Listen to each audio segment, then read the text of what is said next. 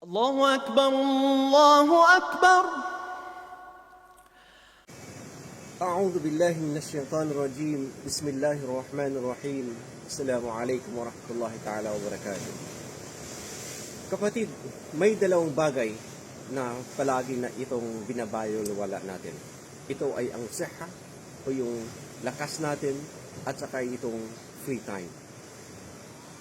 Ang mga tao ay ibubuhos nila ang kanilang yaman, ang kanilang pera para lamang magiging malakas at hindi magkakasakit at magkakaroon ng oras para magbakasyon kasamang pamilya. Pero bakit kaya?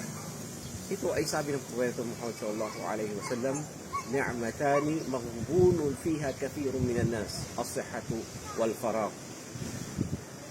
Karamihan sabi ng mga tao ay nakakaligtaan o binabaliwala nila na itong napaka importanteng bagay.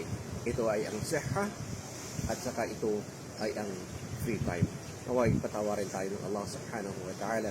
Assalamu alaikum wa rahmatullahi ta'ala wa barakatuh.